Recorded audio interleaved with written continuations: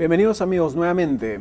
Estamos con Sebastián Vázquez, consultor especialista en temas de talento humano de la institución Mercer, quien nos está conversando sobre un estudio que han realizado sobre principales prácticas de liderazgo en las organizaciones.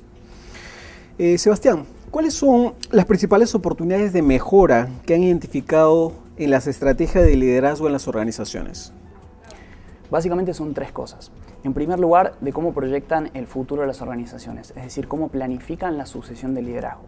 En segundo lugar, en las técnicas que están utilizando hoy en día para retener y motivar a los líderes, que de alguna forma son quienes impulsan después al resto de los colaboradores.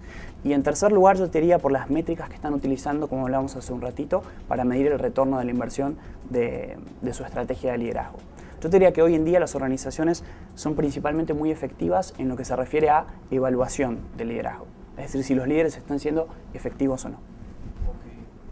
¿Y en el Perú es similar? En el Perú es similar, sí. La diferencia es que las técnicas o las prácticas de recursos humanos que se utilizan aquí no son las mismas que se utilizan en otras geografías. ¿Qué priorizamos nosotros los peruanos?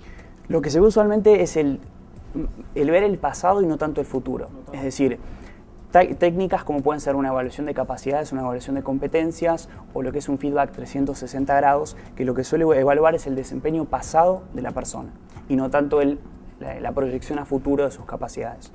Y ya que tocas el tema de evaluación, ¿qué es lo que miden las organizaciones hoy en día? Ok, esa es una buena pregunta. Básicamente lo que miden son cuatro posibles cosas. En primer lugar, lo que se considera el desempeño de las personas, es decir, cuánto la gente está contribuyendo a alcanzar los objetivos propios y de la organización, ¿sí? Cuánto me rinde esa persona de alguna forma. Lo segundo es el potencial, es decir, el crecimiento a futuro que puede tener una persona dentro de una organización. Lo tercero que se evalúa es el readiness, es decir, si la persona está lista para asumir una posibilidad de un ascenso en la organización. Y lo cuarto es el fit, es decir, si la persona encaja o no encaja con la organización y si encaja o no encaja con la cultura en la cual está trabajando. Y lo que vemos hoy en día es que la mayoría de las organizaciones en Latinoamérica están focalizadas en evaluar desempeño. No evalúan tanto potencial, ni readiness, ni fit. Ah, vaya, básicamente desempeño. Básicamente desempeño. Dime, y el tema de competencias, aquí, ¿dónde entraría? ¿En desempeño? Claro, exacto. Es una buena pregunta también. Cuando uno habla de desempeño, habla de dos grandes cosas. Uno es si la persona alcanza o no los objetivos que le son fijados en su organización, que es el qué, de alguna forma. Y la otra cosa es cómo alcanza esos objetivos, ¿sí? Que es el cómo. Las competencias son precisamente el cómo, que es una parte de esta gestión del desempeño. Cuando trabajamos con nuestros clientes precisamente en procesos de transformación, lo que buscamos es accionar sobre los dos frentes. ¿Qué es lo que tiene que alcanzar la gente y cómo lo va a alcanzar? No es lo mismo un líder que llega a sus resultados maltratando a su gente que otro que forma talento y lo hace de buena manera. Y dime, ¿cuál es la tendencia entonces en evaluar más el cómo que el qué? Las organizaciones hoy en día siguen evaluando más el qué que el cómo. O sea, el foco casi siempre está en un 80-20%. Es decir, me importa más alcanzar los resultados que cómo llego a esos resultados. De a poquito algunas organizaciones, principalmente las que tienen casa matriz afuera, se están moviendo más hacia un 50-50. O sea, no solo me importa cómo alcanzo esos resultados, no solo me importa si alcanzo esos resultados, sino también cómo llego a ellos. Muy interesante. Y respecto a eso, ¿cuáles son las principales herramientas de evaluación de liderazgo que manejan? Ok, de vuelta las que vemos están más focalizadas en el pasado, ¿sí? Ejemplo, evaluación por competencias, en donde probablemente el jefe evalúa si la persona trabaja en equipo, si la persona tiene visión estratégica, si la persona está orientada a resultados, si la persona fomenta el trabajo en equipo dentro de su área, ¿sí? Esas son distintas competencias que evalúan las organizaciones. Eso se puede hacer siendo tu jefe evaluándote a ti como colaborador o puede ser una evaluación 360 grados, en donde tus pares, tus colaboradores y tu jefe son quienes brindan opinión sobre ti.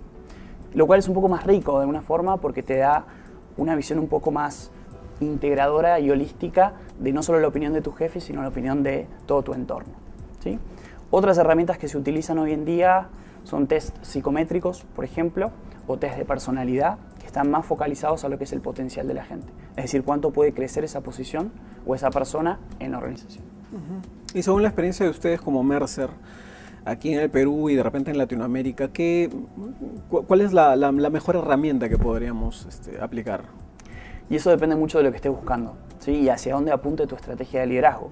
Si el foco está en el corto plazo, son evaluaciones como estas, que lo que evalúan es el pasado y el presente de la persona. Ejemplo, el establecer un sistema de gestión de desempeño en tu organización te va a asegurar alinear los objetivos de la misma con las personas y por tanto llegar a los resultados. Y obviamente se evalúa a la gente en función de su contribución. Si el foco está más en el largo plazo, la sugerencia es evaluar potencial, ¿sí? En el caso, por ejemplo, de un expatriado, que lo traemos, por ejemplo, a trabajar aquí a Perú, el fit es importante para saber si encaja o no encaja con la cultura actual. Entonces va a depender mucho de qué tipo de líder estamos hablando, de los distintos niveles, porque las herramientas que vas a utilizar para evaluar a uno u otro líder varían en función de tu nivel jerárquico, ¿sí? Y, como te decía, la estrategia de la organización. Interesante. Y una vez mapeado el liderazgo y el potencial, ¿qué sigue? Ok, lo que sigue es cómo desarrollamos capacidades en nuestros líderes. Es decir, ya tengo claro el tipo de líder que requiero. Claro. Mapeo las capacidades de mis líderes actuales. Lo que falta es cerrar las brechas entre el líder que tengo y el líder que quiero. ¿Cómo lo hacemos eso? Con el desarrollo del liderazgo. Y para eso hay distintas prácticas. Lo que hemos visto hoy en día es que las prácticas más utilizadas en las organizaciones son las tradicionales. Ejemplo, capacitación en el aula o las charlas de retroalimentación de tu jefe. Pero al mismo tiempo son las menos efectivas, porque lo que vemos hoy en día es que si queremos desarrollar a nuestros líderes, el foco tiene que estar en asignaciones vivenciales. Ejemplo de esto, cuando tomamos un colaborador y le damos un proyecto especial, tú te vas a encargar de desarrollar cierto producto para este mercado, ¿sí? Eso es un proyecto especial y eso fomenta y desarrolla mucho más que una capacitación en el aula, por ejemplo. ¿Y el tema de coaching entraría ahí? Sí, tienes lo que se quiere, mejor práctica es el 70-20-10, ¿sí? En el cual decimos el 70% del aprendizaje tiene que ser on the job, es decir, en el trabajo. El 20% coaching, 10% restante en el aula. Eso vemos como un buen mix de prácticas, ¿no? Dentro de on the job training está el tema, por ejemplo, que te comentaba de las asignaciones, el tema de simuladores de trabajo. El 20% tiene que ver más con coaching, por lo cual sigue siendo efectivo, ¿correcto? Perfecto. ¿Qué características debería tener un líder exitoso? Ok, lo que vemos hoy en día es que las organizaciones en Latinoamérica siguen buscando gente que tenga lo que se llaman competencias estratégicas. Es decir, cuando de alguna forma dividimos las distintas competencias que hay posibles, en Mercer por lo menos identificamos 4 grandes grupos. Competencias estratégicas, es decir, tener claro hacia dónde debo llevar a mi organización. Competencias operacionales, es decir, cómo traduzco esa estrategia en táctica y esa táctica en operación. Competencias de gente, cómo desarrollo a mi equipo. Y competencias interpersonales, que me hacen a mí efectivo como líder. Lo que vemos hoy en día es que las organizaciones siguen buscando gente estratégica, cuando en realidad el foco debería estar más en la operación y debería estar más en cómo desarrollo equipos hacia abajo. Ahí es donde identificamos las principales brechas. O sea, eso es lo que nos falta. Eso es lo que nos falta. O sea, hoy tenemos bastante visión estratégica, principalmente en los estratos de arriba de las organizaciones, ¿sí? Pero lo que nos está faltando en la gran base de líderes en el Perú y en Latinoamérica es gente que pueda desarrollar talento hacia abajo y gente que pueda estar más focalizada a resultados. Qué interesante, ¿eh? Mira, fíjate, porque entonces habría una brecha enorme entre quienes están arriba y el liderazgo medio, ¿no? Totalmente. Y eso lo vemos precisamente cuando hablamos de la sucesión. Hoy el foco está en, y lo vemos desde el punto de vista inclusive de la inversión. Hoy las organizaciones en Latinoamérica, no tanto en Estados Unidos y en mercados ya desarrollados, invierten principalmente en los top executives, ¿sí? Y no invierten tanto en los altos potenciales de sus organizaciones y en los líderes intermedios. Y ahí es donde tenemos una principal oportunidad de mejora. Entonces, ¿qué recomendación darías a nuestros compañeros que nos siguen?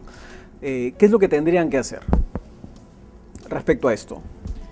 Y yo creo que desde Recursos Humanos el foco está en cómo nos posicionamos como socios estratégicos del negocio. Entonces, el tener claridad en cómo diseñamos esa estrategia de liderazgo, o sea, es clave. Y al mismo tiempo, cómo le demostramos a nuestro gerente general y a nuestro CEO que realmente las inversiones que estamos realizando en el desarrollo de talento van a tener un retorno de inversión. Si podemos conseguir eso, o sea, es una batalla ganada. Excelente. Bueno, Sebastián, el tiempo lamentablemente es muy corto y nos ha ganado y te agradezco muchísimo por haber compartido con nosotros los resultados de este importante estudio. Bien amigos, muy amables, muchas gracias.